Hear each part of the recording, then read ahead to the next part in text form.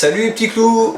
Aujourd'hui on va parler de la petite affleureuse de chez Bosch, tu vois, celle-ci, donc la GKF 12V8.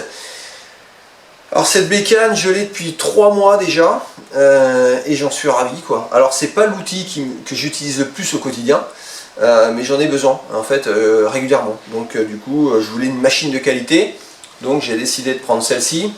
Bon, en même temps moi j'ai déjà tout l'outillage Bosch, j'ai déjà les batteries Bosch, donc c'était quand même l'occasion. Et franchement pas déçu quoi, hyper maniable, hyper légère, moteur brushless, elle est hyper compacte. Et puis surtout c'est de la qualité quoi, ça se voit tout de suite.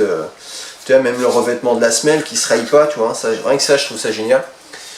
Alors je vais te d'abord, petite précision, quelle que soit l'intervention que tu vas faire dessus, toujours retirer la batterie les gars, toujours. Ça c'est les consignes de sécurité, on le fait pas assez, on n'est pas assez vigilant, on retire la batterie ou on débranche la machine si on a une filaire. Alors je te montre un peu plus en détail comment elle fonctionne. Donc voilà les petits clous, j'ai entièrement démonté la bécane, je te montre, tu vois, ici donc j'ai la clé qui a été fournie lors de l'achat, j'ai l'écrou avec une pince de 8, mais on doit certainement pouvoir trouver une pince de 6 j'imagine, ou éventuellement un réducteur si tu as des mèches de 6, donc la mèche n'était pas fournie avec, et donc la bécane, plus la batterie en 12 volts. D'abord la batterie, hop, on débranche avant de faire une opération sur la machine, ça c'est hyper important, sécurité oblige. Donc c'est facile, pour mettre ta mèche, tu débloques ici, tu vois, tu as un anneau ici, tu lèves cet anneau, et tu vas pouvoir insérer, donc d'abord,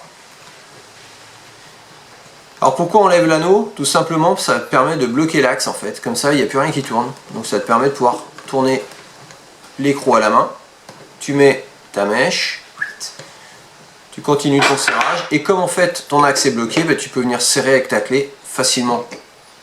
Voilà, une fois que tu as terminé cette opération, tu reverrouilles là, et en fait ça va te permettre de relibérer ton axe, donc comme ça ta fraise peut tourner librement. Alors, concernant les réglages de profondeur, c'est simple parce que sur une bécane comme ça, il n'y a pas 50 réglages, il n'y a pas 50 choses à faire, c'est une affleureuse, ce n'est pas une défonceuse, ça je le précise.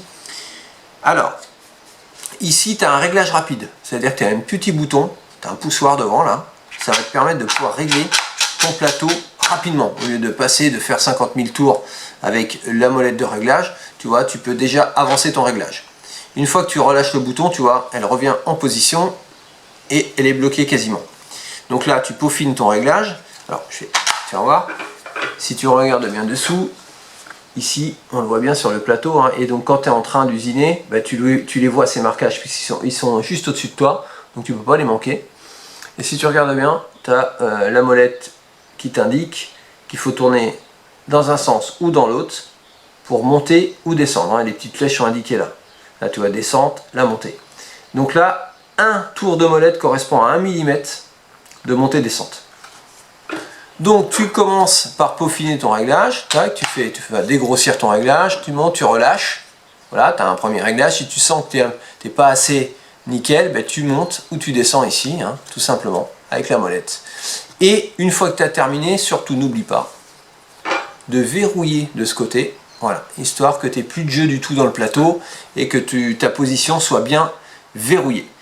C'est hyper important. Alors, donc la dernière chose que je voulais vous montrer, c'est voilà, concernant la batterie. Donc là, quand tu mets ta batterie, tu as l'indicateur de batterie qui est sur la bécane et non pas sur la batterie, hein, comme ça se fait sur les 18 volts, mais en 12 volts, il n'y a pas d'indicateur de batterie sur les 12 volts.